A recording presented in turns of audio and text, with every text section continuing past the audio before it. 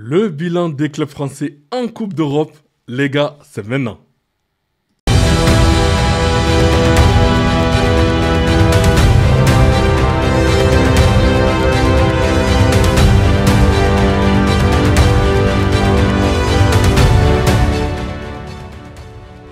Salut les dribbleurs, j'espère que vous allez bien. C'est parti pour une nouvelle vidéo concernant les 3 Coupes d'Europe. On va parler de tout ce qui s'est passé cette semaine en Coupe d'Europe pour nos clubs français et aussi d'un club français qui nous a hyper déçus cette semaine. On commence avec Lille qui s'impose 1-0. Donc sur la pelouse de la Roma, les Dogs peuvent remercier Auxerre qui a été héroïque avec 3 pénaltys arrêtés. Deuxième victoire en 2 matchs cette saison en Ligue Europa. La promesse de Beck Auxerre. Avant son exploit face à la Roma, avant le match, j'ai promis à ma copine de ne pas encaisser de but. Et je ne pensais pas comme ça. Surtout que le gardien, les gars, il a été recruté pour à peu près 5 millions d'euros, il me semble. Mais franchement, sur ce match-là, il a été héroïque. L'OL, cette saison, c'est 7 clean sheets sur les 8 premiers matchs, à toute compétition confondue. Une première lors d'une saison dans l'histoire du club. Donc Dominique Greff est devenu le deuxième gardien de l'histoire de l'OL, a débuté par 4 clean sheets consécutifs en compétition officielle après Hugo Lloris en 2008. Le LOSC occupe la 6e place après la deuxième journée. Donc les matchs restants à venir, donc c'est le PAOK, l'Étoile Rouge, Dynamo Zagreb, Young Boys, Celta et Fribourg.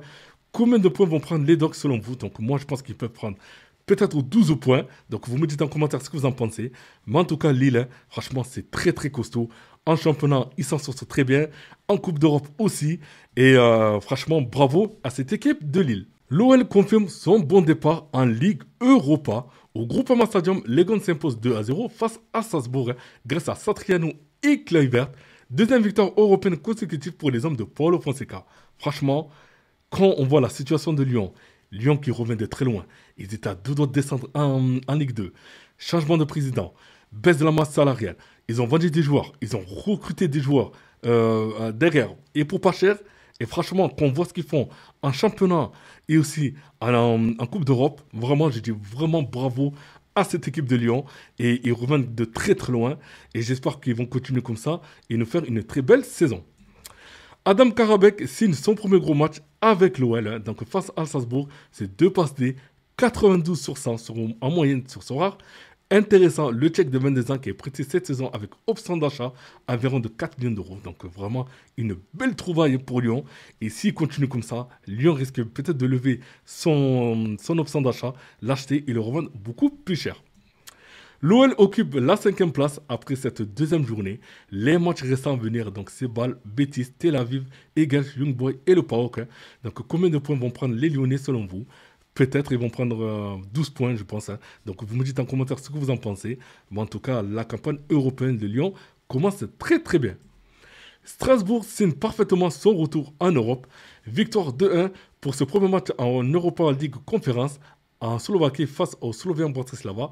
Donc vraiment rien à dire. C'est vrai que Strasbourg, je l'ai dit les gars, depuis le début de saison, je l'ai dit. Strasbourg, c'est une équipe à suivre, surtout qu'ils ont recruté énormément de joueurs, presque une équipe entière avec des remplaçants, ok. Et là, franchement, que ce soit en championnat et même en Europa League Conférence, franchement, ils font vraiment plaisir et j'espère pour eux que c'est le début de quelque chose.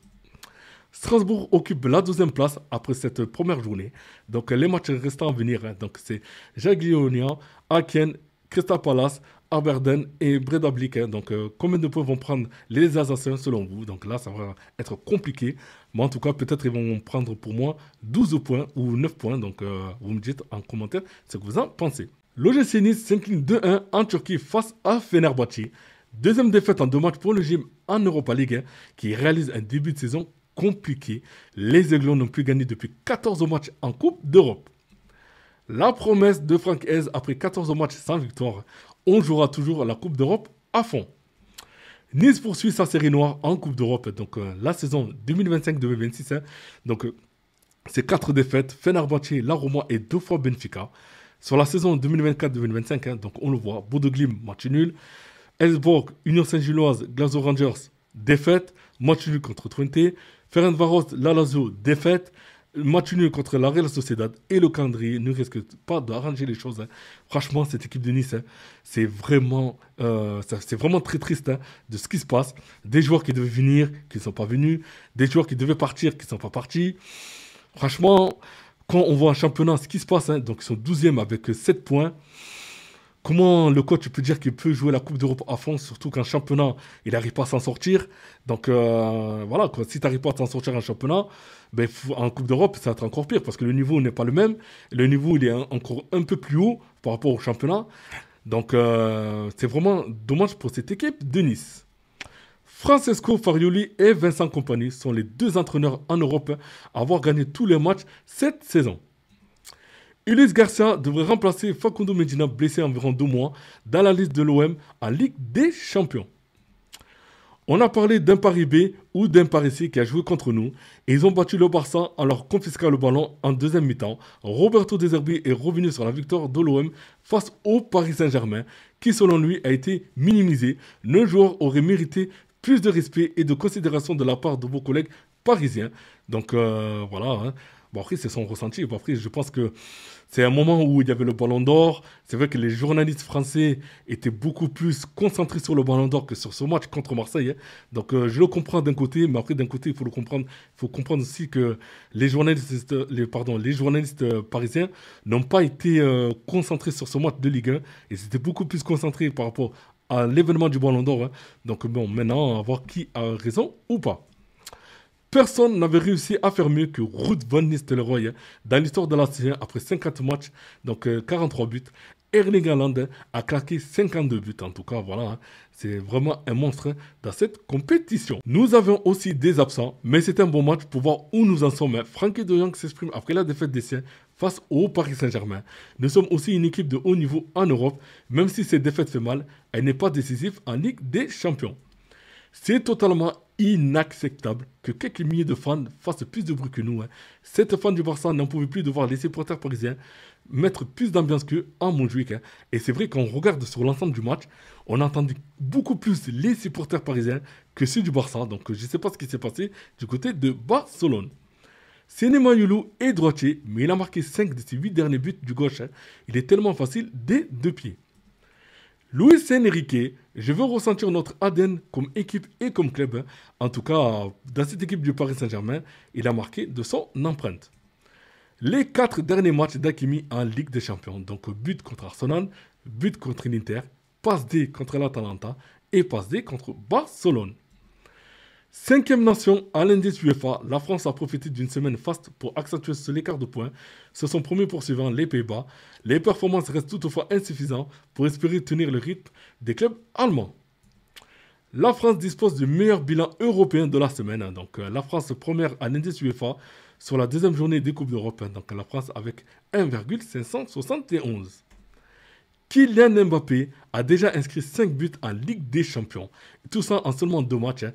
Pour rappel, le meilleur buteur précédent de la campagne de la Ligue des Champions a inscrit 13 buts. Hein. Va-t-il réussir à les dépasser? Donc là, il est déjà 5 buts en 2 matchs. Franchement, moi je pense qu'il peut vraiment les dépasser. Hein. Et pareil pour Haaland et pareil pour Harry Kane. L'équipe de la semaine en Ligue des Champions. Donc en attaque, on a Ojlund et Mbappé. Des milieux de terrain, on a Hodge, Sabitzer, Odegaard et Pepe. En défense, c'est Nuno Mendes, Dyer, Gatti et Dumfries. Et en gardien, on a Sakir.